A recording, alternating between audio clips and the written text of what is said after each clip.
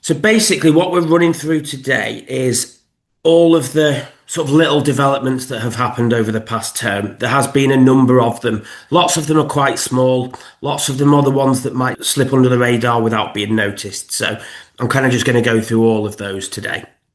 So the first kind of section really is related to the settings and kind of data entry. So in your school settings, you will now notice this is the same for all key stages. So in the foundation stage section, it's this bit here. Key stage 1 and 2, it's this bit here.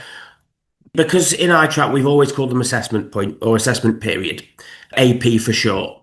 Now, lots of people don't particularly like that language because they call it autumn, spring, and summer, or you might have it half termly and you do an autumn 1, autumn 2, spring 1, spring 2, for example. So this part of the settings is for you to fully customize your term names, if you like. So if you look at my account here, and I'm just going to change that to autumn, and I'm going to change that one to spring. Let's just call that one spring for short. If you go and save that, then the knock-on effect is everywhere throughout iTRACK, anywhere that assessment point appears, it's going to be called autumn, spring, and end of year in my case, or whatever you decide to change those to. So if you do want to change your term names, that can be done in the school settings, and it will appear, whether it's on the reports or anywhere else, all the way through iTRACK, anywhere that term appears, that's what it will be called. If you're analysing some data and you're wanting to look at a dashboard or something like that, or you were on, say, school tracking, lots of these pages will all have the new term names, autumn, spring, and end of year. Okay, so that's the first one. That one's quite useful. The next one is a little bit older, so some of you may already know about it, but there was a development that we did last year, which we've called continuous assessment. The easiest way to explain what that is to show you on some slides. So the default setup for iTRACK is to not have continuous assessment on. What that essentially means is every term is its own distinct data drop. So you log in autumn, it's blank, you do your data, you fill it all out, you log in spring, it's blank again, you do your data, and you log in the summer, and you do your data again. And each term is its own distinct block of work.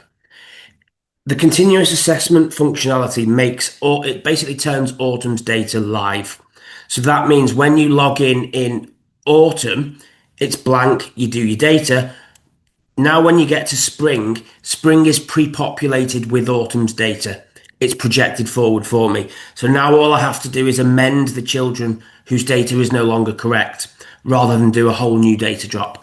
And then same for the end of the year. I can now see spring's amended data and I amend it for a second time.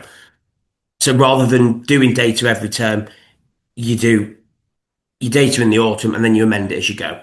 That's what continuous assessment is. Now, the continuous assessment functionality that people will be aware of is on a per unit basis. So any unit can have the continuous assessment turned on individually like that, and you'll get this little arrow appearing there. Any additional assessments, any reading ages, book bans, if you've got any of these things, they can have it turned on as well. Now that's been there for a while.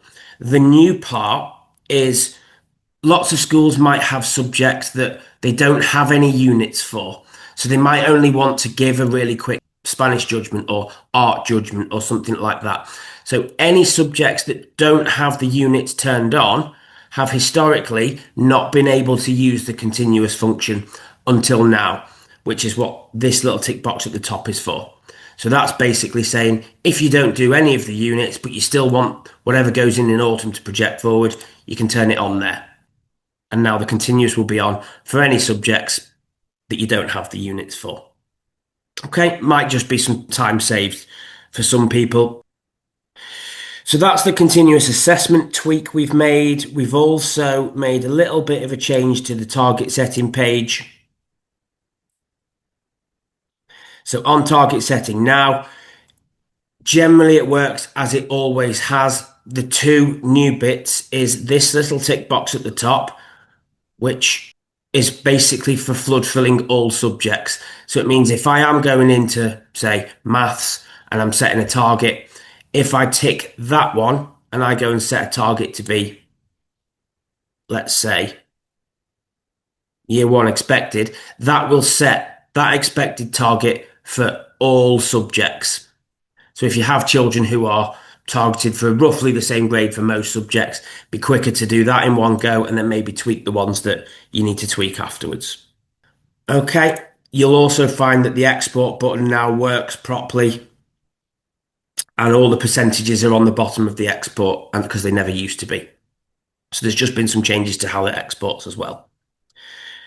So that's the target setting changes. There is some changes as well to our formative assessment page. These are only minor, but if you look at any particular subject, for example, and you scroll to the bottom, all of the unit headers are down here. They all, if you click them, will expand to give you your breakdown of all your different bands. And the overall maths one, that overall one at the bottom actually does the same now as well. So all of these rows at the bottom now break down to give you percentages. So that's a new little tweak that we've done there. So that's kind of all the data entry related ones. Now, this one, some of you may have seen, but I'm just going to recap it anyway because it is brand new. I'm going to flick across to a different account. It's only been enabled for our secondary accounts currently, and it's only working in a quite limited way, but we are expanding the way this works. And we are going to be rolling it down to primary and foundation stage, which is pages are going to get this little report preferences button where if you open it, some of these little tick boxes that were appearing above the grid for flood filling or toggling last term's data in or displaying targets are now being moved into this little button to just to tidy the page up a little bit, along with the new pupil attribute columns that you can display if you want to. So if you look there, I can click on option 2 and say, let's say we want to know if these children are pupil premium. Save it, and you'll see now I've got some extra columns at the start, and it's just telling me if the child is or isn't that thing, and that will export with those columns on as well. So the idea is it's just if you need to know some information about your children, you can display them, and those report preferences are per user. So if one person turns them on, it will only turn on for them. It won't turn on for anybody else. It's not a school-wide setting, it's a user-wide setting. Okay, so we've got some new attribute information there. If we flicker back across to my other account, there is a couple of minor tweaks on some analysis pages.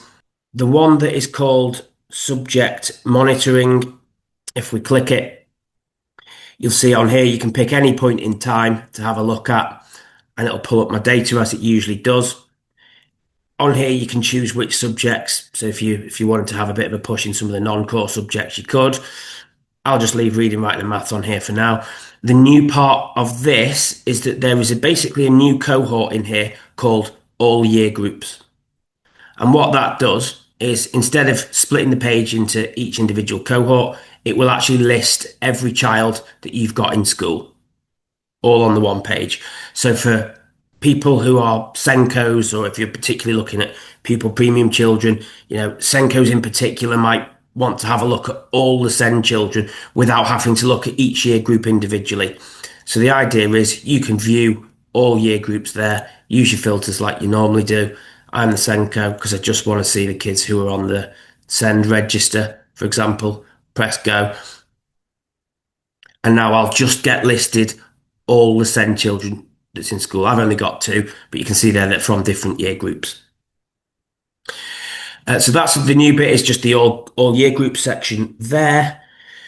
We also have on the progress tracking page a new little toggle functionality. Again, one that's really easy to miss, which is this one. If you do use our target setting page, you can actually display their targets on here as well. So now I can see EYFS, year 1's attainment, the progress, and what they were targeted to get, year 2, progress, target, and so on. So it's just adding that target information on there, if that's useful to compare them side by side. Okay, so that's the main body of iTrack little tweaks that we've done. There are some tweaks to the reports, which again, some of you might know about already by now, but just so that we're all clear on what they are. So on the report writer, a couple of things we can do with this. First things first, on the results tab, and I'm happy to do this for slash with you if you're going to use our report writer. I know some of you that are in here, I probably already have. This whole section where it says band names and key, this whole section here is what's new. It essentially allows us to report language to parents in a more broken down manner. And it also allows us to tweak the colours. It allows us to report different language, a breakdown of the language, so more variation for parents, and also change the colours. Historically, we only reported into four categories: below, working towards, working at, and greater depth. They were your four categories. And there was some issues with some schools because they might use their first band beyond expected as an expected plus, for example. And now that was then translating to parents as being working at depth, when really an expected plus is actually just a better expected. So here now you get more labels that you can use. So if you actually have language like emerging, developing, secure, you can report that specific language to parents if you want to. That step beyond secure can be whatever you want it to report as to parents as well. And then any changes you want to make to colours, you just get a grid here, click on it. It will allow you to change the colour. And if you go to a really light colour, you can change the text to dark. So you can just play around with the colour scheme now. Historically, the colours have been set to match our colour palette, but as we know, lots of schools want different things. So if you want your expected to be green, you can. Okay, if you then press save on those, any exports now will have all of those different colours for me. Okay, sticking with the report writer, then there are some other changes that we've been able to make to front covers. Again, some of you will know this, but you can now display class information on front covers if you want. And there is a little line that appears on the front cover that we can turn on or off if you don't like that little border. Some people decoratively think it looks nice, other people don't. And therefore, that's kind of up to you. You can go and change some of those preferences as well. There's another new section here called parental engagement. This is a little bit older, but what this allows us to do is have parents comment on the reports. So that if you're using our parent portal, parents can actually make a comment on there, and you can schedule a period of time to allow them to comment on it. We can choose what this box is kind of called, and we can choose if we want to display it. So parents will actually be able to, between whatever period you allow them, they'll be able, you can set your date range, they can then go and comment, and that will actually appear on the physical report. There is also this parent liaison email address. We get a lot of replies to our emails that go out with reports on. It is a no reply email address, but parents tend to reply to it anyway. So what you do in there, if you put your office email address in there, or whichever one you want, any replies we get to our no reply address will be diverted to whoever in school you want them to go to. So they're not going just kind of into the ether, and they're not coming to us. You're actually getting the parents' replies. So we've got that. What else do we have? We have on the parent portal section where the logins are, there's been a very, very small tweak to some of these here, where if you go and find a parent login, you'll see there's lots of different columns now. But if I go and have a look at, say, Laura, we've got two parent accounts attached to Laura. There's a last action column now, so you can see what happened when it happened. So I can see that parents had an invite, but they haven't logged in yet, whereas that one has logged in on that date. And there's now a little button next to it. So for those parents that are saying, they've not found their invite, or the email's not come, or it's gone to junk and they can't find it, you can just hit that resend arrow and it'll reset their account and send them the welcome email again. So you can be in control of that. You just find the child, locate the parent, click the button, off it goes. And that really is the majority of what we've been doing. Lots of kind of smaller things just some really useful ones, particularly the renaming assessment points. That was quite well received. We had a lot of demand for it. That is everything on my list for this session. So I'm going to wrap up the recording now, and then if anybody does have any questions, by all means, fire away.